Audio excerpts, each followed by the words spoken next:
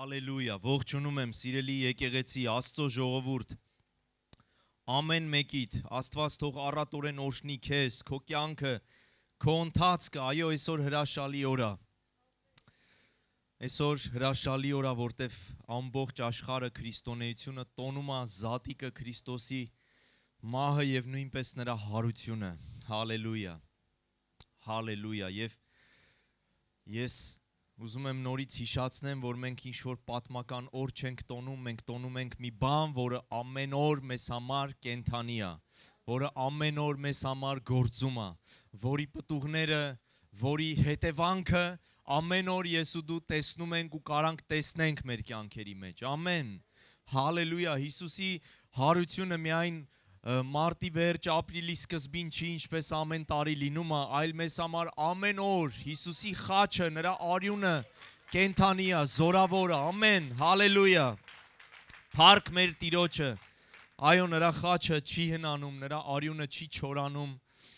եւ գիտես, ես ու դու երանելի ենք, որովհետեւ ծածկված ենք այդ հավիտենական արյունով, ամեն ժամանակ մենք ծածկված ենք նրա սուրբ, թանկ ու հավիտենական արյունով, ու ես ու դու երանելի մարդիկ ենք, ամեն, ամեն, կարաս էլի ինչ-որ մեկին նայես ու ասես դու երանելի ես, հալելույա, հալելույա, հալելույա, այո, մենք երանելի ենք սիրելիներ, միգուցե եթե քո կյանքին նայես ասես, լիքը խնդիրներ ունեմ, պրոբլեմներ ունեմ, հոգսեր ունեմ, ֆինանսներս չի երիքում, թղթերիս հարցը չի լուծվել, չգիտեմ, ես չկա, այն չկա, հիվանդություն ունեմ, ինչ կա դրա մեջ երանելիության, բայց գիտես, ես ուզում եմ քեզ ճշմարտություն ասեմ, դու երանելի ես, անկախ քո կարգավիճակներից, հալելույա, որտև դու հավիտենական ուխտի մեջ ես մտած Աստծո հետ, որովհետև երկինքը քեզ ճանաչում է, երկնքի բոլոր հրեշտակները քեզ գիտեն, ամենակարող Տերը քեզ գիտի, նրա որդին քեզ գիտի, ամեն, երկինքը ճանաչում է քեզ, ինչքան ուրախանում ենք մենք երբեմն, երբ որ երկրի վրա ինչ-որ պատվավոր մեկը մեզ ճանաչում է, մեր անունը տալիս է, մենք ամեն տեղ ասում ենք, պատմում ենք, այս մարդուն գիտենք, այս մեկը մեզ ձեռով բարևել ենք, նկարվել ենք, չգիտեմ, նկարվում գցում ենք սոնց ցանցերը, որ սաղ տենան, որ այդ մարդը մեզ գիտի, բայց ես ուզում եմ ասեմ քեզ, երկինքը քեզ գիտի սիրելիս, ամենակալ Տերը քեզ գիտի, հալելույա, եւ սա սքանչելի է, եւ սա իմ ու քո ուրախությունն է, երբ որ աշակերտները գնացին ինչ-որ ծառայություններ արեցին ու եկան ուրախացած, ցնծությամբ Հիսուսի մոտ, գիտես Հիսուսը մի բան ասեց նրանց, ասեց լավ է որ այդ բոլոր բաները անում եք, բայց ուրախացեք ու ցնծացեք, որովհետև երկնքում ձեր անունները գրված են, այսինքն ուրախացեք, ամենամեծ ուրախությունը սա է երկրի վրա, անկախ թե ինչ կանես կամ չես անի, ամենաբարձր ուրախության մակարդակը, որ երկինքը քեզ գիտի, որ դու հայտնի ես երկնքում, ամեն, հալելույա, որ երբ որ դու այս երկիրը թողես եւ հայտնվես այնտեղ, ամբողջ երկինքը քեզ դիմավորելու է, հալելույա, եւ սա հրաշալի է, սա մեր հույսն է, սա մեր ուրախությունն է, հալելույա, փառք Տիրոջը, գիտեք այնքան բան կա ասելու, որտեվ մեր ամբողջ հավատքի հիմքը, մեր ամբողջ քրիստոնեությունը հիմնված է այս փաստի վրա, այս ճշմարտության վրա, որ Հիսուսը խաչվեց ու հարություն առավ, մնացած ինչ գիտենք, թե չգիտենք քրիստոնեության մեջ, սկիզբ են առնում այս փաստից, այս ճշմարտությունից, որ Հիսուսը խաչվել է ու հարություն առել, դրա համար այնքան բան կա ասելու այս Տիրոջ կատարած գործի համար, այնքան խորն է Տիրոջ կատարած գործը, ինքը կպնում է մեր կյանքի ամեն ոլորտներին, ամեն սֆերաներին է կպնում այս Տիրոջ կատարած գործը եւ շատ բաներ կարող ենք ասել, բայց ժամանակը սահմանափակ է եւ չգիտեմ Սուրբ Հոգին ինչպես կառաջնորդի, բայց վստահ եմ, որ այն ինչ որ կլսես օրհնություն է լինելու քո համար, այն ինչ որ կլսես միգուցե դու գիտես դա արդեն, բայց գիտես ճշմարտությունը հաճախակի լսելը իմ ու քո համար օգուտ է, դա ամրապնդում է ինձ ու քեզ, դա զորացնում է ինձ ու քեզ, դա թարմացնում է մեր միտքը, նորոգում է մեր միտքը, մենք կանչված ենք մտքով նորոգվելու, ամեն, Հալելույա։ Ես ուզում եմ կարդամ մի տեղ Աստվածաշնչից, Հռոմեացիս 5-րդ գլուխը, 12-րդ խոսք, պիտի խնդրեմ, որ այսօր ուշադիր լինես սիրելիս և կենտրոնացած լինես Տիրոջ խոսքի վրա, որտև հավատում եմ, որ կա խոսք Աստծուց քեզ համար։ Հռոմեացիս 5-րդ գլխում մենք կարդում ենք մի տեղ 12-րդ խոսքը, հրաշալի մի տեղ, որտեղ այսպես է ասվում. Սրա համար ինչպես մեկ մարդու ձեռքով, մեկ մարդու միջոցով մեղքը մտավ աշխարհ եւ այն մեղքով էլ մահը, եւ այսպես մահը ամեն մարդկանց վրա տարածվեց, ըստ որում ամենքը մեղանչեցին։ Գիտեք, սա մեր բոլորիս կարգավիճակն էր, սա մարդկության կարգավիճակն է։ Աստծո խոսքը ասում է, որ մեկ մարդու միջոցով, այսինքն Ադամի միջոցով մեղքը մտավ աշխարհ, եւ ասում է այդ մեղքի միջոցով մահը մտավ աշխարհ, եւ ասում է տարածվեց բոլոր մարդկության վրա, եւ ասում է ամենքը մեղանչեցին, մեկ մարդու պատճառով, մեկ մարդու միջոցով, Ադամի միջոցով։ Հիմա Ադամի վրա շատ չջղայնանաս, որտեվ մենք քարոզը ստեղ չենք թողնելու, մենք գնալու ենք առաջ, կա մեկ ուրիշ ուրախություն, մեկ ուրիշ առիթ ուրախանալու, բայց գիտես մենք պիտի իմանանք նույնպես ինչ է, որպեսզի ավելի լիարժեք հասկանանք ինչ է արել Հիսուսը, երբեմն մի քիչ հետ մեզ պետք է գնալ, ամեն Աստծո խոսքը ասում է մեկ մարդու պատճառով, Ադամի պատճառով մեղքը մտավ աշխարհ եւ մեղքի միջոցով մահը, որտեվ Աստվածաշունչը ասում է մեղքի վարձքը մահը։ Եվ սա ոչ թե միայն ֆիզիկական մահն էր, սա ընդհանրապես Աստծո մարդու հոգևոր մահն էր, մահվան մասին էր խոսում Աստվածաշունչը, այո, մեղքի միջոցով մահը եկավ եւ տարածվեց ամբողջ մարդկության վրա, սիրելիներ։ Շատ ժամանակ, երբ որ խոսում ես աթեիստ, անհավատ մարդկանց հետ, գիտես, անգիր արած մի հատ բան կա, որ բոլորը ասում են, բա եթե Աստված սեր է, բա եթե Աստված կա, ինչի համար է աշխարհի մեջ այսքան դժբախտությունները, մահերը, պատերազմները, հիվանդությունները,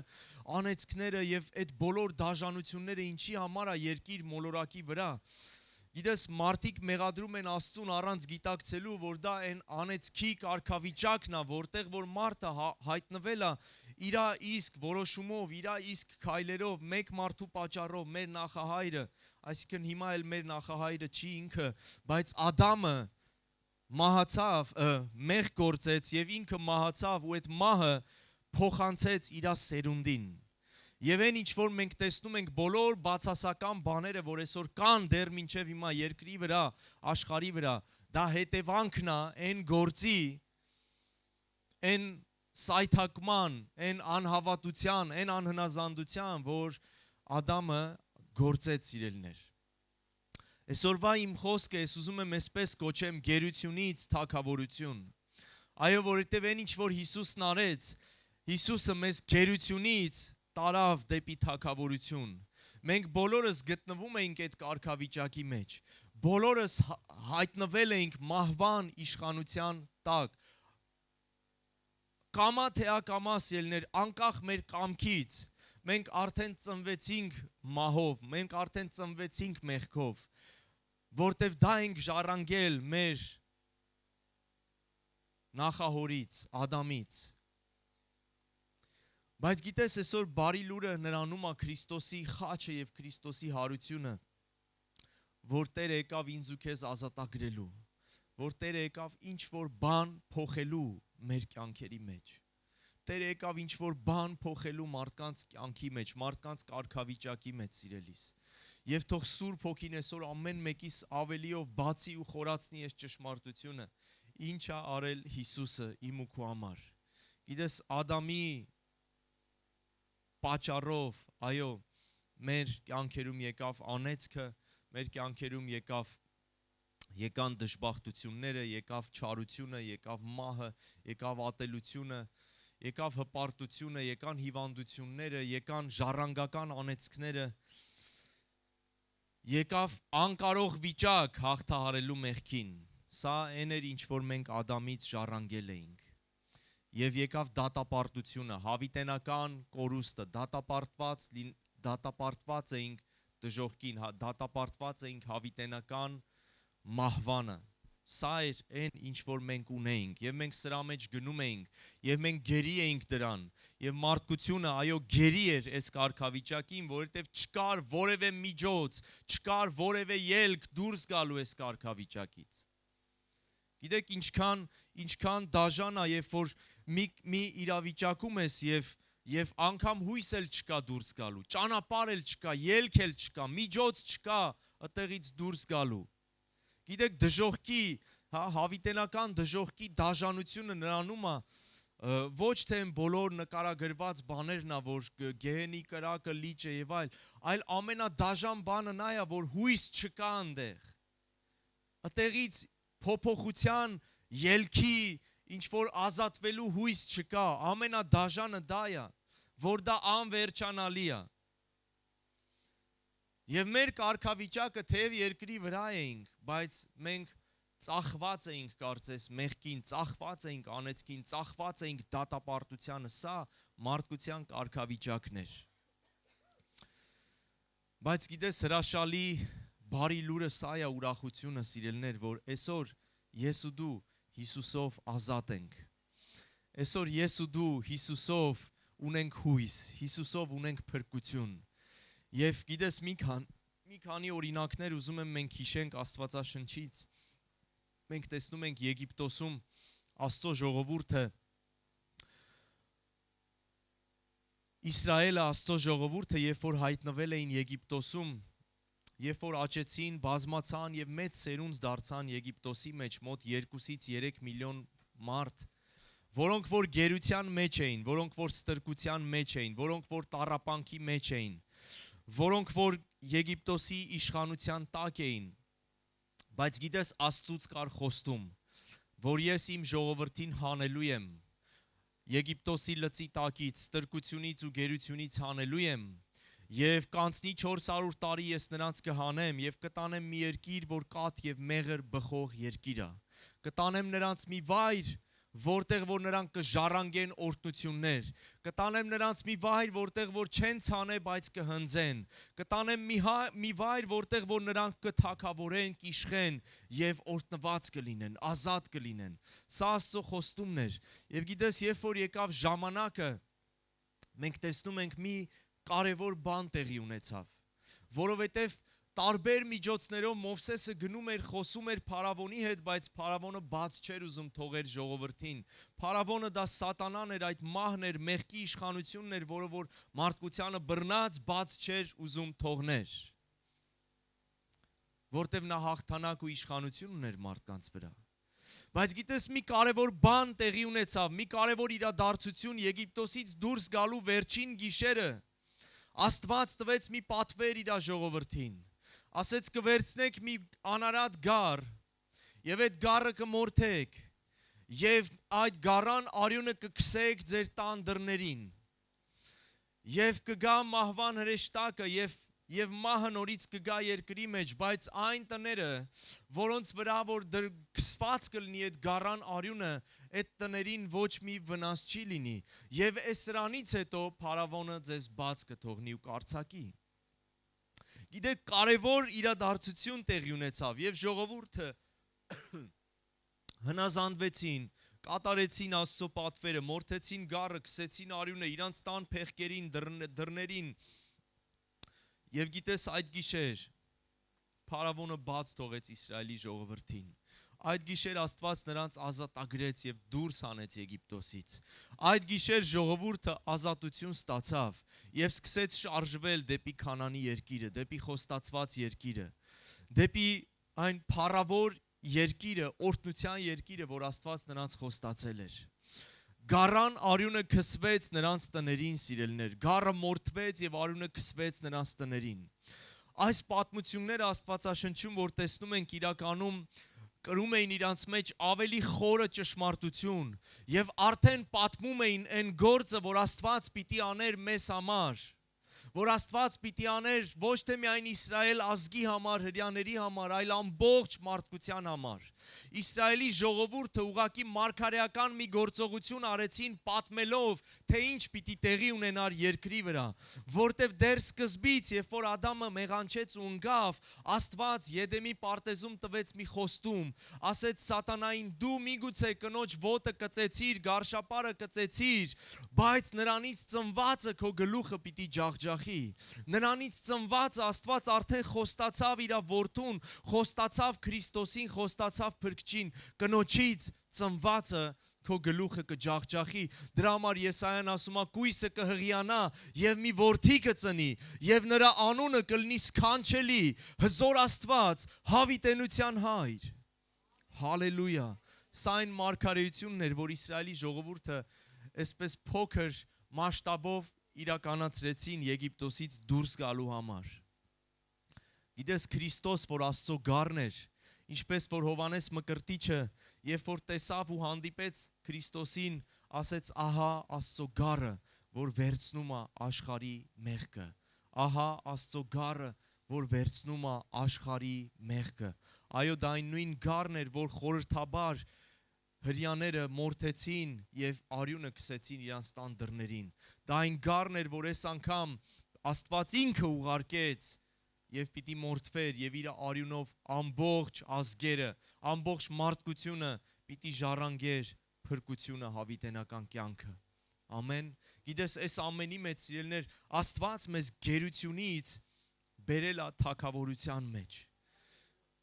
Աստծո խոսքը ասում է, որ խավարից փոխադրվեցինք Տիրոջ լույսի մեջ, գերությունից Տիրոջ արքայության ու թագավորության մեջ, ստրկությունից Տիրոջ ազատության մեջ։ Հիսուսն ասեց՝ ես եկել եմ, որպեսզի ինձանով մարդու որդին, երբ որ ձեզ ազատի, ճշմարտապես ազատ կլինեք։ Եվ գիտես, Աստված ուզում եմ մի կետի վրա այստեղ կանգ առնեմ, երբ որ Իսրայելի ժողովուրդը ազատվեցին Եգիպտոսից եւ դուրս եկան ազատության մեջ եւ սկսեցին ճանապարհորդվել, ուղղորդվել դեպի Քանանի երկիրը, գիտես, մի այսպես խոչընդոտ կար, որ նրանց անընդհատ խանգարում էր, ֆիզիկապես դուրս էին եկել, մտքով Եգիպտոսում էին, ֆիզիկապես դուրս էին եկել, սրտով Եգիպտոսում էին, մտածելակերպով դեռ ստրկության մեջ էին, ֆիզիկապես ազատ էին, Աստված նրանց հետ էր, գերբնական ձևով Աստված առաջնորդում էր նրանց ժառանգությունը փոխվել էր, սիրելիներ։ Գիտեք ինչ է ասում Աստվածաշունչը, երկնքից ամեն օր հաց էր իջնում նրանց համար։ Աստված քամիները երկրի ինենց էր փոխում, որ թռչունները թռչում գալիս ընկնում էին նրանց առջև եւ միս էին ուտում։ Աստծո խոսքը ասում է, որ 40 տարի քայլեցին, նրանց կոշիկները չմաշվեցին անապատում, նրանց շորերը չհնացան անապատում եւ ոչ մի բանի կարիք չունեցան անապատում։ Գերբնական Աստծո խնամքը կար նրանց վրա, առօրյա, ամենօրյա գերբնական խնամքն էր Տիրոջ։ Աստծո խոսքը ասում է, որ ցերեկը ամպի սյունն էր առաջնորդում, գիշերը կրակի սյունը։ Պատկերացնում եք, Տիրոջ ամպը տեսանելի առաջնորդում էր ցերեկով, գիշերը Տիրոջ կրակը, երկնքից երկիր կրակի սյուն, որ գնում է եւ նրանք տեսնում են տեսանելի աչքերով Տիրոջ փառքը, Տիրոջ զորությունը։ Ահա Աստծո խնամքը ինչպես էր նրանց հետ գնում ու քայլում, հրաշքը հրաշքի հետևից, բոլոր խանգարող բաների մեջ Տիրոջ ձեռքը տեսնում էին, Տիրոջ զորությունը տեսնում էին, ժայռից ջուր էր բխում եւ նրանք խմում էին գերբնական, պատկերացրեք, Մովսեսը խոսում էր քարին, քարից ջուր էր դուրս գալիս, 2 միլիոն ժողովուրդ խմում էր այդ ջրից։ Գիտես,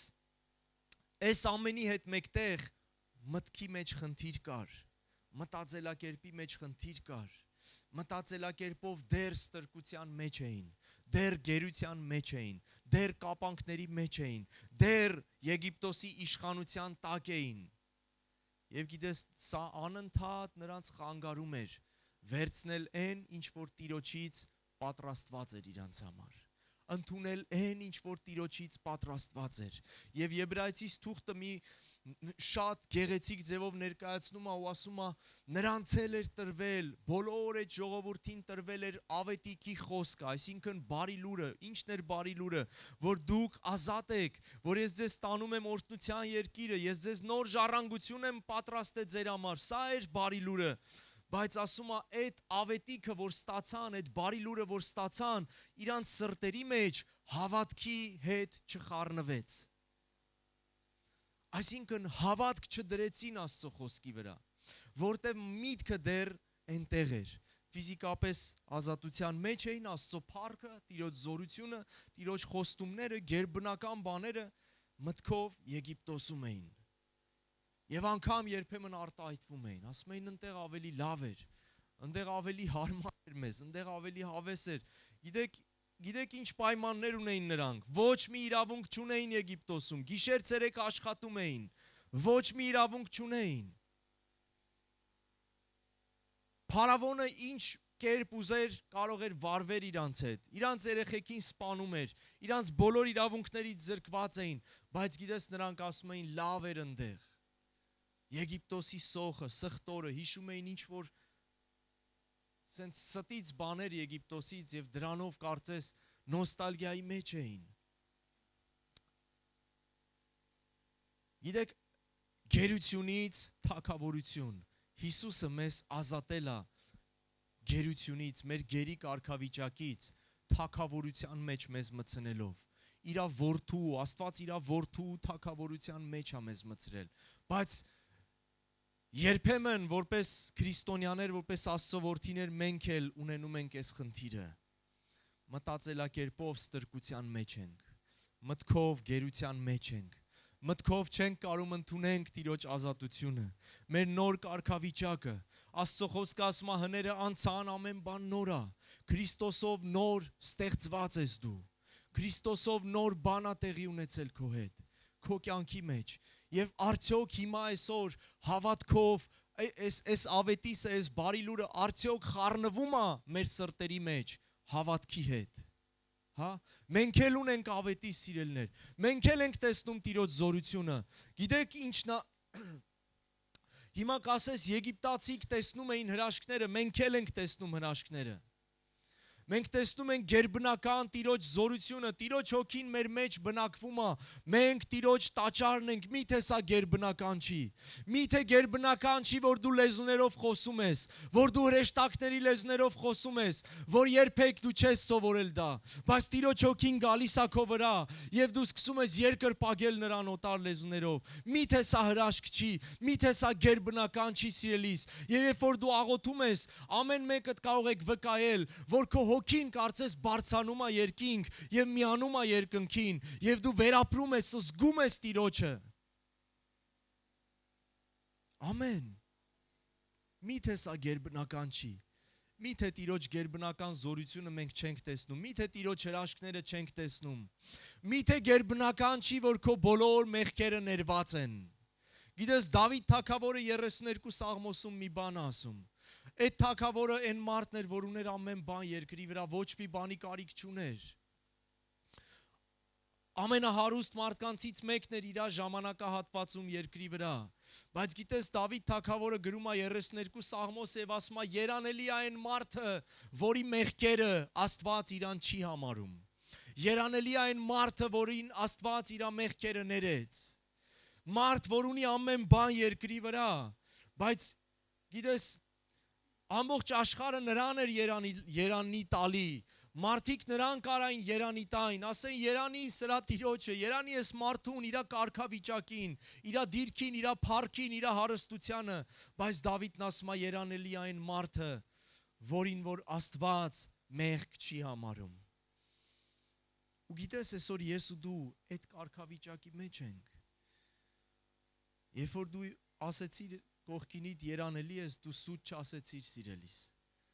որտև կողքինդ այդ կարգավիճակի մեջ է, երբ որ կողքինդ էլ քեզ ասեց, ինքն է սուտ չասեց, դու էլ ես այդ կարգավիճակի մեջ, ամեն, որտև քո մեղքերը ներված են, միգուցե դու Դավիթի հարստության չափը չունես, միգուցե դու այն փառքը չունես, որ Դավթի վրա էր, բայց դու ունես մի ավելի փառավոր կարգավիճակ, քո բոլոր մեղքերը քեզ թողված են։ Հալելույա, հալելույա, ուրախացնում է քեզ էսի։ Քո բոլոր մեղքերը քեզ թողված են։ Իմ մոտ գրած է, որ բոլորը ստեղ ծապ պիտի տան։ Հալելույա։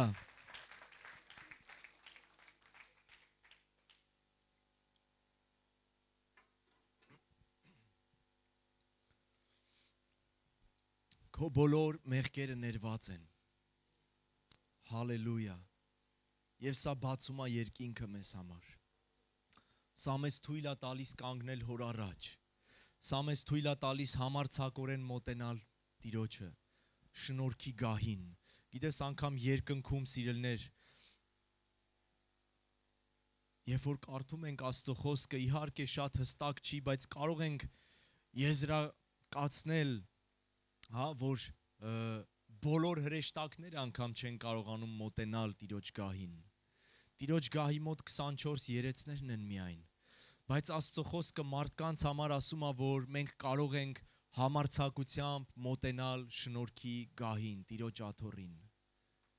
Հալելույա։ Գիտես խի, որտեվ քո բոլոր մեղքերը թողված են քեզ, որտեվ կար մեկը, ով վճարեց այդ գինը, կար մեկը, ով խոնարհվեց, ով հոժարվեց, կար մեկը, ով քո տեղը, իմ տեղը վերցրեց խաչի վրա, կար մեկը, ով փոխանակություն կատարեց, մեր անեծքը վերցրեց իր վրա, մեր հիվանդությունները վերցրեց իր վրա, մեր դատապարտությունը վերցրեց իր վրա,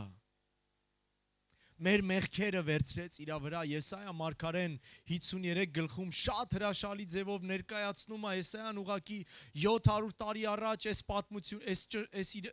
իրադարձությունից տեսավ այս դեպքը, հոգով տեսավ ու նկարագրեց, անգամ այն վերքերը, որ Հիսուսը պիտի կրեր, այն չարչարանքները, որ պիտի քաշեր, նա տեսավ եւ նկարագրեց։ Միթե սա հրաշալի չի։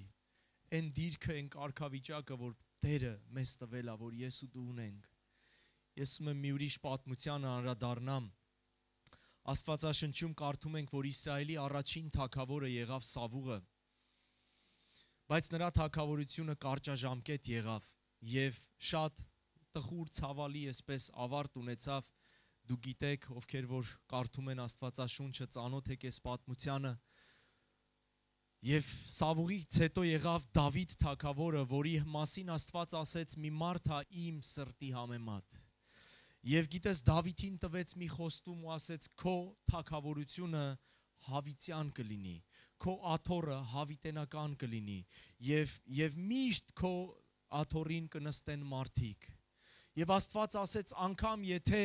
քո սերունդների մեջ իմ ճանապարհներից հեռանան, սխալվեն, շփոթվեն ինչ-որ բան, բայց ես միշտ իմ ողորմությունը կպահեմ քո վրա եւ քո գահից մարդիկ թագավորները չեն պակասի, այսինքն քո թագավորությունը հավիտյան կլինի։ Գիտեք, Սավուղը, սիրելիներ, առաջին թագավորը, որը որ կարճ ժամանակ թագավորեց, սա նույնպես Ադամի խորհուրդն է, որ Ադամին տրվեց թագավորությունը, տրվեց իշխանությունը, բայց նա կարճ ժամանակ թագավորեց եւ ծախեց, կարծես, ցավալի, այսպես նսեմացված ավարտ ունեցավ։ Ճիշտ նույն ձև ինչպես որ Սավուղը, առաջին Ադամը ունեցավ կարճ թագավորություն եւ շատ ցավալի ավարտ։ Երկրորդ Ադամը, Քրիստոսը, սա Դավթի խորհրդապատկերն է, այսինքն Դավիթը Քրիստոսի խորհրդապատկերն է,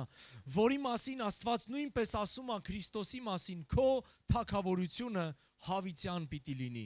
Դու հավիտենական քահանայապետ ես, Մելքիսեդեկի կարգի պես։ Քո թագավորությունը հավիտյան պիտի լինի։ Բայց այստեղ ուզում եմ նույնպես մի ուրիշ բան տեսնենք։ Երբ որ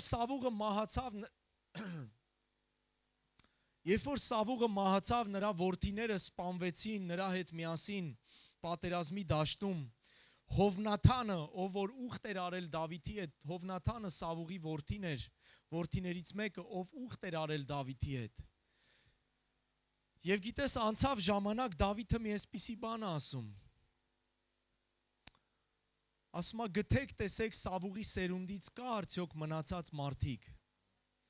Եվ հետաքրքրվում են, իմանում են, որ Սավուղի սերունդից նրա թոռը, այսինքն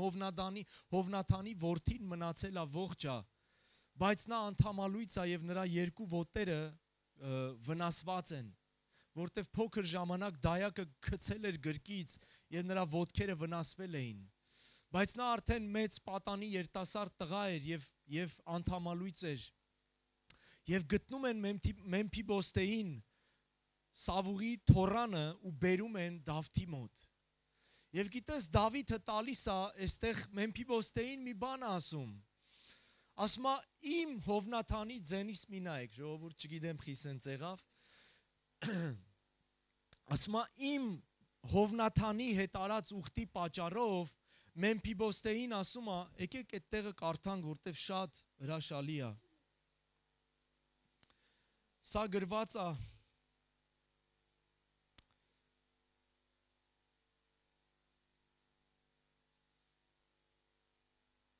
Երկրորդ Թագավորաց 9-րդ գլխում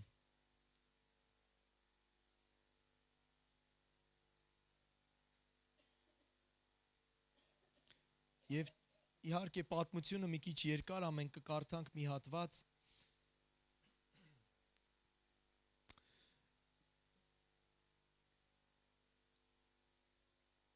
Երրորդ խոսքից եկեք կարդանք։ Եվ թագավորն ասեց. Սավուղի տանից մնացած մարդ չկա, որ նրան Աստծո ողորմությունը անեմ։ Եվ Սիբան ասեց թագավորին. Հովնաթանից ոտքերը կաղ մի որդի կա տակավին։ Եվ թագավորը նրան ասեց. նա ուր է։ Եվ Սիբան ասեց թագավորին. ահա նա Լադաբարում Ամիելի որդի Մաքիրի տանն է։ Եվ Դավիթ թագավորը մարդ ուղարկեց եւ նրան Լադաբարից Ամիելի որդի Մաքիրի տանից առավ։ Եվ Սավուղի որդի Հովնաթանի որդի Մեմփիբոստեն, այսինքն Սավուղի թոռը, Դավթի մոտ եկավ եւ երեսի վրա ընկավ ու խոնարհություն արեց։ Եվ Դավիթը ասեց. ով Մեմփիբոստե, եւ նա ասեց. ահա ծառատ։ Եվ Դավիթը նրան ասեց. մի վախեցի, որովհետև քո հոր Հովնաթանի սիրո համար քեզ անպատճառ բարերարություն պիտի անեմ, եւ քո հոր Սավուղի բոլոր արտերը քեզ վրա պիտի դարձնեմ, եւ դու պիտի միշտ իմ սեղանի վրա հաց ուտես։ Եվ նա խոնարհություն արեց եւ ասեց. ծառատ ով է, որ ինձպես մի մեռած շամ վրա նայեցիր։ Իսկ թագավորը Սավուղի ծառա Սիբային կանչեց եւ նրան ասեց. Սավուղի եւ նրա տան բոլոր ստացվածքը քո տիրոջ որդիին տվի, եւ դու ու քո որդիքը եւ ծառաներդ նրա համար երկիրը գործեք եւ վերջը եկեք կանգ առնենք այստեղ։ Իդես Մեմփիբոստեն Սավուղի թոռը Դավիթը կանչում է իր մոտ եւ ասում է. քո հոր բոլոր ունեցվածքը, որ քո հայրը կորցրել էր, ես նորից վերադարձնում եմ քեզ եւ ասում է տալիս եմ քեզ պատիվ ու արտոնություն այսօրվանից սկսած Երուսաղեմում թագավորի սեղանին նստել եւ թագավորի սեղանից հաց ուտել։ Եվ անգամ Մեմփիբոստեն զարմանում է ու ասում է. ով եմ ես, մի մեռած շուն եմ, ով է ես, որ ինձ հիշեցիր եւ ինձ կանչեցիր ու տենց պատիվ արեցիր, որովհետեւ իմ հայրը անարգված սպանվեց եւ ողջ մեր սերունդը սպանվեց, մենակ ես եմ մնացել եւ իմ հայրը դուրս էր եկել քո դեմ որպես թշնամի, բայց դու գթար ինձ, փնտրեցիր, կանչեցիր, բերեցիր, բարձրացրեցիր ինձ եւ քո սեղանից թագավորանիստ քաղաքում Երուսաղեմում քո սեղանից իրավունք տվիր ամեն օր ուտելու։ Սիրելիներ, Մեմփիբոստեն դա Ադամի սերունդն է, դա մենք ենք։ Առաջին Ադամը Սավուղն էր, առաջին թագավորը, ով թագավորեց կարճաժամկետ, նրա սերունդը Մեմփիբոստեն, դա մենք ենք, մարդկությունը։ Մենք Ադամից, գիտես, բացի վատից ոչ մի լավ բան չէինք ժառանգել։ Մենք Ադամից ժառանգել էինք թշվառություն, մերժվածություն, անեծք, հիվանդություն, չորություն, անպտղություն, գիտես, միայն բացասական բաներ էինք Ադամից ժառանգել։ Եվ մենք լքված, անարգված էինք, սիրելիներ։ Աստծո խոսքը ասում է, որ Աստծուն թշնամի էինք, Աստծո երեսից ընկած, Աստծո փառքից ընկած էինք։ Սա մեր կարգավիճակն էր։ Ահա թե ինչ էր տվել մեզ Ադամը։ Եվ գիտես, հույս չկար անգամ դուրս գալու այդ վիճակից։ Ճանապարհ չկար, հույս չկար։ Որտեվ Աստծո խոսքը ասում է մեկ արդար չկա, մեկն էլ չկա։ Բոլորը մեղանչեցին, բոլորը Աստծո երեսից ընկան, բոլորը Աստծուն թշնամի եղան։ Պետք էր մեկ ուրիշ մեկը, պետք էր մեկ ուրիշ անձ, մեկ ուրիշ մարդ, մեկ ուրիշ մարմին, ով որ այս արարածներից չի, որտեվ այս արարչագործությունը, այս մարդկության ցեղը, մարդկային ցեղը ամբողջությամբ վնասված էր։ ավիրված էր, մեղքով, մեղքի իշխանությունով կապված էր և չկար մի հույս, բայց գիտես օրերից մի օր երկնքում ձայն եղավ, օրերից մի օր երկնքում ձայն եղավ և կարծեմ Եսայա մարգարեն որ Աստված հոգով տանում է երկինք և նա սկսում է լսել երկնքում այդ խոսակցությունը և այդ ձայնը և գիտես ձայնը հոր ձայնն էր, ով որ երկնքում աղաղակեց ու ասեց ով կգնա ում ուղարկենք և ով կգնա մեզ համար, ում ուղարկենք և ով կգնա մեզ համար և գիտես անգամ երկնքում էլ չգտնվեց որևէ մեկը ով արժանի էր դա անելու, բացի մեկից, բացի որդուց, ահա ես հայր, ես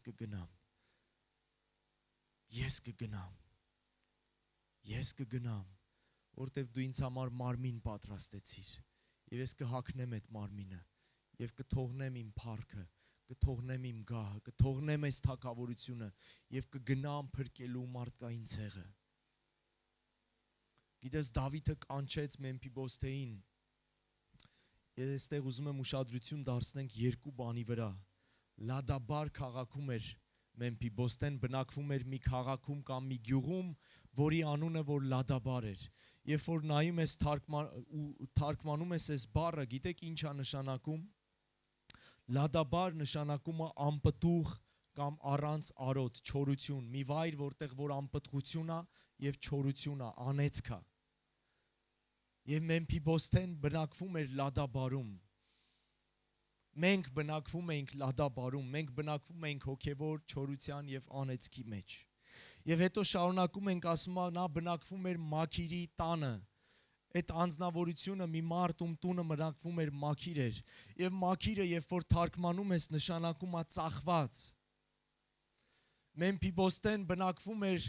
անեծքի մի վայրում, չորության ու անպտղության մի վայրում, մի մարդու տանը, որի անունը թարգմանաբար նշանակում է ծախված, այսինքն նա ծախված էր անեծքին, մեղքին, մահվան ու դատապարտությանը, սա մեր կարգավիճակն էր։ Բայց գիտես, Դավիթ թագավորը Մեմփիբոսթեին կանչում է Երուսաղեմ, որը թարգմանվում է խաղաղության քաղաք։ Երուսաղեմ, որը թագավորի քաղաքն էր։ Երուսաղեմ, որը թագավորության, արքայության քաղաքն էր։ Եվ այդ անեծքի քաղաքից, չորության քաղաքից, այդ ծախված կարգավիճակից թագավորը Մեմփիբոսթեին կանչում է իր թագավորության, իր արքայության մեջ, բարձրացնում է նրան եւ դնում է իր տան մեջ, թագավորի պալատի մեջ, իր սեղանի շուրջը հաց ուտելու։ Սա այն սեղանն է, սիրելիս, որ հայրը պատրաստել է իմ ու քո համար, որպեսզի ես ու դու այդ սեղանից օգտվենք ու ուտենք։ Հասկանում ես ինչ փառք է տվել Աստված ինձ ու քեզ։ Հասկանում ես ինչ կարգավիճակ է փոխվել իմ ու քո կյանքում։ Մեր բոլոր մեղքերը թողված են։ Ես ու դու ազատ ենք այն ամեն ժառանգությունից, որ Ադամը բերել փաթաթել էր մեր վրա։ Ես ու դու ազատ ենք, սիրելիներ։ Ես ու դու ունենք Հիսուսի ժառանգությունը, Քրիստոսի ժառանգությունը։ Ես ու դու ունենք նոր ժառանգություն։ Ամեն։ Բայց գիտես, դու պետք է հավատաս նրան։ Դու պետք է չլինես այն Եգիպտոսի ժողովրդի նման, որ դուրս էր եկել, բայց դեռ ստրկամիտ էր, բայց միտքը դեռ խավարի մեջ էր, միտքը գերության մեջ էր, միտքը կապված էր, որովհետև այս ամեն ինչը դու ընդունում ես հավատքով։ Գիտես, լավ է, որ Հիսուսը քո Տերն է, քո Փրկիչն է, դու ընդունել ես նրան, բացել ես քո սիրտը, մկրտվել ես ջրով, բայց գիտես, դու կարիք ունես ամեն օր քո մտքի մեջ նորոգվելու, ամեն օր քո միտքը բերելու Տիրոջ ձեռքերի մեջ ու ասելու նորոգիր իմ միտքը Տեր։ Ես ուզում եմ նոր կարգավիճակով մտածեմ։ Ես ուզում եմ իմ նոր դիրքը ու կարգավիճակը գիտակցեմ ու տենց ապրեմ։ Ես ուզում եմ ասեմ այո եւ ամեն քո ժառանգությանը, քո խոստումներին, այն ամենին, ինչ որ դու ինձ տվել ես ու փոխանցել ես։ Ես հրաժարվում եմ Ադամի ժառանգությունից։ Գիտես, Մեմփիբոստեն նույնպես մենք տեսնում ենք, որ նա կաղ էր, ոտքերից թույլ էր։ Ինչ է նշանակում սա։ Այսինքն ինքը իրանով երբեք չէր կարողանա գար թագավորի մոտ։ Ինքը իրանով երբեք չուներ այդ կարողությունը, զորությունը, այդ ունակությունը չուներ թագավորի մոտ գալու։ Այո, Աստծո խոսքը ասում է, մեր մեղքերն ու մեր հանցանքները մեզ բաժանել էին Աստծուց, եւ մենք կարող չէինք Հորը մոտենալու։ Դրա համար Հիսուսն ասում է, ոչ ոք չի կարող մոտենալ Հորը, եթե ոչ ինձանով։ Մեմփիբոստեն չէր կարող գար Երուսաղեմ, եթե Դավիթը նրան չկանչեր, եթե Դավիթը նրան բերել չտար, որտեվ նրա ոտքերը կաղ էին եւ նա իր բոլոր իրավունքներից էլ զրկված էր։ Բայց գիտես, Հիսուսը կամեցավ, սիրելիս, որ մեզ քաշի, այս ինչ լավ բան արիր, որ մեզ քաշի։ Հիսուսը կամեցավ, որ մեզ օժնի։ Հիսուսը կամեցավ, որ մեզ բարձրացնի, Լադաբարից մեզ Երուսաղեմ բերի, Մաքիրի տնից մեզ բերի իր տան մեջ, հույսի տան մեջ, փառքի տան մեջ։ Ամեն։ Գաստիանա ջան։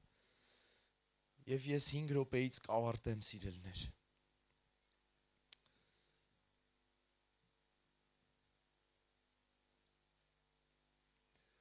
Գիտես, թույլ մի տուր։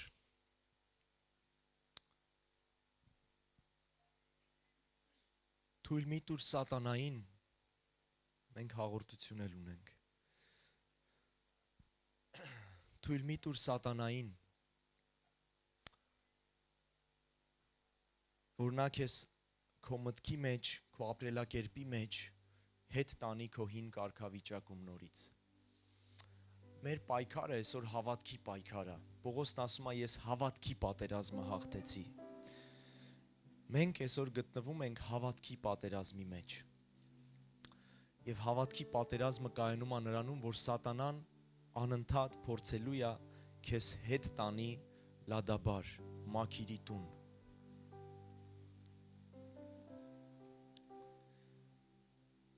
Եվ գիտես ինչն է հետաքրքիր, այս պատմությունը այնքան խորություններ ունի։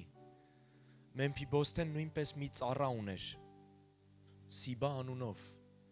Եվ երբ որ Դավիթը նրան օրհնեց, բարձրացրեց ու տվեց այդ իշխանությունը, Սիբան ամեն բան անում էր միշտ, որ Մեմփիբոստեին գցի Դավիթի երեսից։ Միշտ անում էր ամեն բան, որ Մեմփիբոստեի այդ ունեցվածքը, որ Դավիթը նրան տվել էր, խլի նրանից, իրանով անի։ Եվ Սիբան դա սատանայի խորհուրդն է նույնպես, որ այո, նա շարունակում է պայքարել։ Գիտես, անգամ Հիսուսին մոտեցավ, որպեսզի վերցնի նրանից խոստումները, վերցնի նրանից միսիան, վերցնի նրանից կոչումը, վերցնի այն ինչ որ Աստծուց կար։ Եթե Աստծո որդի ես սենց արա, նենց արա, քեզ ստեղից գցի, ինձ երկրպագի, ես արա, այն արա։ Գիտես, Հիսուսը հավատքով կանգնեց։ Հավատքի պատերազմ, ոչ։ Ես գիտեմ ես ով եմ, ես գիտեմ ինչ ժառանգություն ունեմ, ես գիտեմ Աստված ինչի համար է ինձ կանչել, ինչ պիտի անեմ,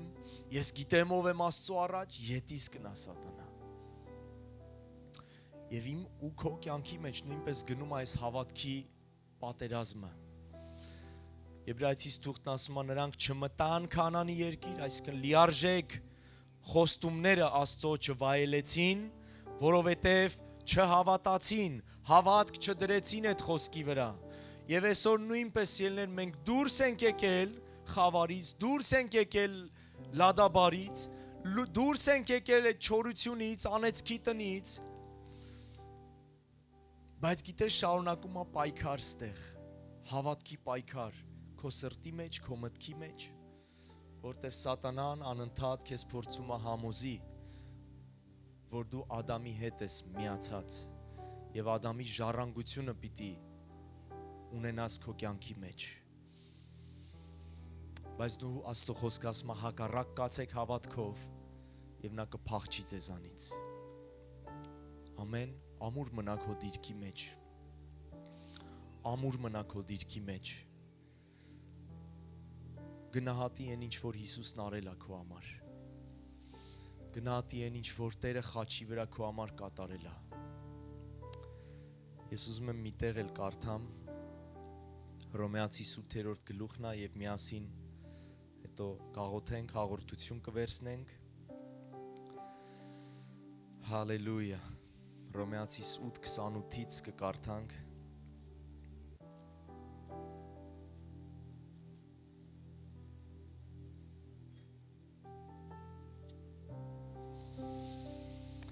Բայց գիտենք, որ Աստծուն սիրողներին ամեն բաները գործակից են լինում դեպի բարին, նրանց, որ նախասահմանելով կանչված են։ Ում վերաբերյալ է սա։ Քո, հա, հաստատ, վստահ ես։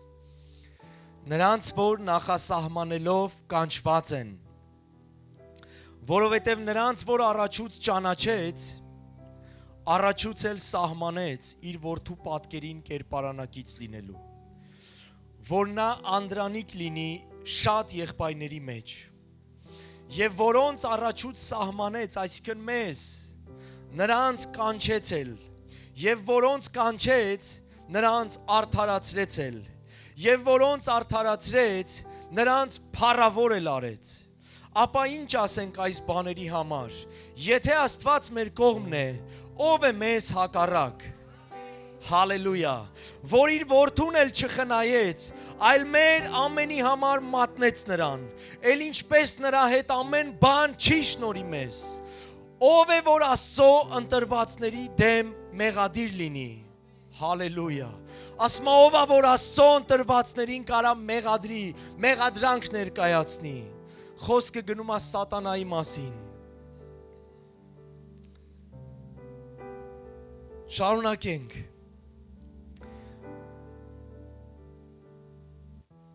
Ով է որ Աստծո ընտրվածների դեմ մեղադիր լինի, Աստված է որ արդարացնում է։ Ով է որ դատապարտի, Քրիստոսը որ մեռավ եւ ավելի, որ հարություն էլ առավ, եւ Աստծո աջ կողմն է, որ մեզ համար էլ բարեխոսում է, հալելույա։ Քրիստոս ասма որ մեռավ, ու ավելին ասեմ, հարություն առավ, նորից ավելին ասեմ, հոր աջ կողմը նստած բարեխոսում է մեզ համար։ Ով է որ մեզ կարա դատապարտի, նայեք ինչքան ամուր է մեր հիմքը, սիրելներ, նայեք ինչքան զորավոր է մեր հիմքը, ով է որ կարա դատապարտի մեզ, ապա ով կբաժանի մեզ Քրիստոսի սիրուց, տառապանք, թե նեղություն, թե հալածանք, թե սով, թե մերկություն, թե վտանգ, թե սուր, ինչպես գրված է, թե քեզ համար մերձվում ենք բոլոր օրը եւ մորթվելու ոչխարի պես համարվեցինք։ Գիտես խոսքը գնում է այն բոլոր դժվարությունների մասին, որոնք որ մեր կյանքերում երբեմն հանդիպում ենք, բայց Աստծո խոսքը ասում է, որ դրանք էլ չեն կարող ջնջել Հիսուսի կատարած գործը, դրանք էլ չեն կարող մեզ բաժանել Տիրոջ սիրուց, որովհետև հաստատ գիտեմ, որ ոչ մահը, ոչ կյանքը, ոչ հրեշտակները, ոչ իշխանությունները, ոչ զորությունները, ոչ ներկա բաները, ոչ գալու բաները, եւ ոչ բարձրություն, ոչ խորություն, ոչ մի ուրիշ ստեղծված բան կարող չի մեզ բաժանել Աստծո սիրուց, որ մեր Տեր Հիսուս Քրիստոսում է։ Հալելույա, կարաս փառք տաս Տիրոջը սրա համար, սիրելիս, հրաշալի է, սա մեր ժառանգությունն է, սա քո ժառանգությունն է, որ ոչ մեկ չի կարա քեզանից խլի, մենակ թե դու կարաս թույլ տաս կամ դուռ բացես քո հավատալու, չհավատալու միջոցով, բայց երբ որ դու հավատում ես, ոչ մի բան չի կարա սա քեզանից վերցնի։ Ամեն, գիտեք ինչն է հրաշալի, Աստծո խոսքը ասում է, որ մեր արդարությունը մերը չի, Քրիստոսինն է, սա էլ եմ ասում ու աղոթենք։ Մեր արդարությունը Քրիստոսինն է, մեր սրբությունը Քրիստոսով է։ Գիտես ինչի համար։ Մեր արդարությունը, սրբությունը, փրկությունը մեզանով չի, գիտես ինչի համար։ Որովհետև ինչպես սատանան մոտեցավ Ադամին, Աստված շատ լավ գիտեր, որ անգամ եթե Հիսուսը խաչվի կամ ինչ որ բաներ անի, մեզ էլ է մոտենալու։ Եվ ինչպես Ադամը սայթակեց, Աստված գիտեր, որ մարդկանց միջից սայթակող լինողներ լինելու են։ Եվ գիտես Աստված չէր կարող անընդհատ Քրիստոսին ուղարկեր խաչվելու մեզ համար։ Որովհետև Ադամի արդարությունը իրանից էր, Աստվածը տենց ստեղծել էր իրան, ինքը կորցրեց, Մեր արդարությունը ոչ թե մեզանից է, Քրիստոսից է։ Գիտեք ինչն է սա փոխում։ Սա ամեն բան փոխում է։ Որ անգամ երբ որ դու սխալվում ես, անգամ երբ որ դու սատանային ինչ որ չափով հաջողվում է քո կյանքում հաղթանակներ ունենալ, միևնույնն է, քո արդարությունը Քրիստոսից է։ Ամեն։ Քո արդարությունը, ես չգիտեմ հասկացաք ինչ ասեցի։ Քո արդարությունը Քրիստոսից է, որը անշարժ է, սիրելիս։ Քո փրկությունը Քրիստոսից է, որը անշարժ է։ Մենք մեր արդարությունով չենք։ Եթե մեր արդարությունը նորից լիներ, նորից սատանան անընդհատ գալու էր մեզ գցեր մեղքի մեջ, սխալի մեջ, ինչ որ սայթակումներ բերեր, մենք նորից արդարացվելու կարիք էինք ունենալու։ Դրա համար Քրիստոս չէր կարա ամեն օր խաչվեր մեզ համար։ Նա մեկ անգամ խաչվեց ու մեր արդարությունը նրանից է։ Դրա համար Աստծո խոսքը ասում է, ով կարա մեզ մեղադրի։ Քրիստոսն է մեր արդարությունը։ Սա չի նշանակում, որ դու պիտի ասես, եթե տենց է արխային կարամ մեղ գործեմ։ Աստծո խոսքը սրան էլ ունի պատասխան։ Աստծո խոսքը ասում է, եթե դու մեռար մեղքին, ինչպես էլ կարաս կենդանի լինես մեղքի համար։ Ամեն։ Բայց անգամ եթե սատանային հաջողվի, քո արդարությունը միևնույնն է, Քրիստոսից է։ Քո արդարությունը նրա վրա է, սիրելիս։ Ամեն։ Եկեք կանգնենք եւ հաղորդությունը վերցնենք։ Խնդրեմ, որ բաժանվի հաղորդությունը։ Եվ գիտես, Եսայա մարգարեն այսպես է ասում Հիսուսի մասին, երբ որ նկարագրում է ողջ Հիսուսի տառապանքը 53-րդ գլխում, որ նա ցավի տեղյակ եղավ, որ նա մեր մեղքերը, մեր անեծքը, մեր դատապարտությունը վերցրեց իր վրա եւ ասում անգամ տեսք չկար ախորժելի։ Այսինքն այնքան արյունոտ էր, այնքան վերքոտ էր, այնքան ծեծված էր, որ ասում նրա տեսքը անգամ ախորժելի չէր եւ նայել չէր լինում նրան։ Եվ այս կինը Հիսուսը վճարեց մեկ նպատակի համար։ Եսայան այս գլխի վերջում էսպես է ասում Հիսուսի մասին, ասում նա պիտի սերունդ տեսնի եւ օրերը երկարացնի եւ Տիրոջ հաճությունը պիտի հաջողվի նրա ձեռքով իր անձի աշխատության պտուղը պիտի տեսնի եւ կշտանա իր գիտությամբ պիտի արդարացնի իմ արդար ծառան շատերին որովհետեւ նրանց անօրենությունը ինքը կրեց Հիսուսը պիտի սերունդ տեսնի Եվ ասում է իր աշխատանքի պտուղով պիտի կշտանա։ Այդ սերունդը այսօր մենք ենք սիրելիներ։ Այդ սերունդը նրա եկեղեցին է, որ իր խաչով, իր արյունով ծնեց եկեղեցին։ Այդ աշխատության պտուղը այսօր մենք ենք, ես ու դու, որ այո, մի ժողովուրդ, որ կարող ենք կանգնել ու ասել, այո, մենք ազատ ենք սատանայի կապանքներից, մահվան ու մեղքի իշխանությունից։ Մենք ազատ ենք, որտև հավատում ենք Քրիստոսի խաչին, նրա արյանը, հավատում ենք, որ նա խաչվեց մեզ համար, հավատում ենք, որ նա կրեց այդ ամեն անարգանքը, տառապանքը մեզ համար, հավատում ենք, որ թափեց այդ թանկ արյունը մեզ համար եւ հավատում ենք, որ այդ արյունով մեզ ազատեց սատանայի կապանքներից, գերությունից, մահից ու մեղքից։ Դրա համար Կորինթացիս թղթում Պողոս առաքյալը բացականչում ու ասում է. ով մահ, ուր է քո հաղթանակը։ Ով մահ, ուր է քո հաղթանակը։ Ով գերեզման, ուր է քո խայթոցը։ Այլևս չկա մահ եւ չկա դատապարտություն նրանց համար, որ Քրիստոսի մեջ են։ Ամեն։ Եկեք վերցնենք այս հացը, որպես Քրիստոսի մարմինը, որ խոցվեց մեզ համար։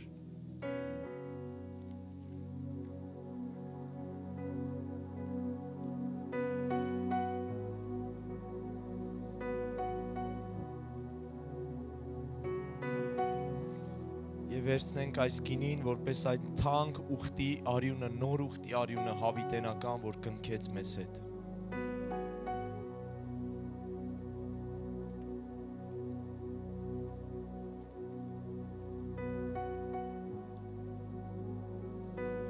Հալելույա։ Շնորհակալ ենք Հիսուս։ Նորից Տեր ասում ենք, փառք ու պատիվ ու մեծարան քեզ դինի։ Որ դու խոնարհվեցիր ամենավերջի մակարդակը, մինչև խաչի մահը խոնարհվեցիր Տեր։ մեզ համար Տեր, մեզ համար Տեր, որ մենք թշնամի էինք Աստծուն, որ մենք կոտար էինք Աստծուց, որ կար այդ բաժանող պատը մեր մեղքերի ու հանցանքների պատճառով, բայց դու հոժարվեցիր, դու խաչը վերցրեցիր Տեր, ամոթը արհամարեցիր եւ բարձրացար այդ խաչի վրա, մեզ համար Տեր, շնորհակալ ենք Հիսուս, մենք քեզ պաշտում ենք, մեծարում ենք, բարձրացնում ենք քեզ Տեր, ինչպես որ դու բարձրացված ես, որտեվ Հայրը քեզ տվեց մի անուն, որ ամեն անունից բարձր է, Տեր, շնորհակալ ենք, մենք բարձրացնում ենք քեզ ու շնորհակալ ենք, որ դու մեզ էլ Տեր, որ կաղ էինք, որ անեծքի մեջ էինք, չորության երկրում էինք, որ կապված էինք Մեմփիբոսթեի նման, բայց դու մեզ կանչեցիր քո սեղանից օգտվելու, քո սեղանի շուրջը նստելու քեզ հետ միասին, դու մեզ բարձրացրեցիր երկնավորների մեջ, ինչպես որ դու ասեցիր Հայր, աղոթում եմ, որ որտեղ որ ես եմ, նրանք էլ այնտեղ լինեն, եւ այն փառքը որ տվեցիր ինձ, ես էլ նրանց եմ տալիս, շնորհակալ ենք Հիսուս, որ դու մեզ Տեր քո փառքը տվեցիր, շնորհակալ ենք, որ մոխրից բարձրացրեցիր մեզ Տեր,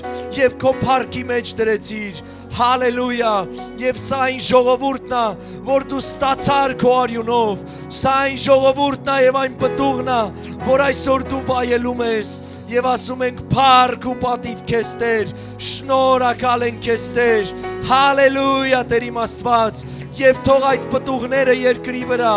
ավելանան, որ դու ամեն օր տեսնես ու վայելես քո աշխատության պտուղը,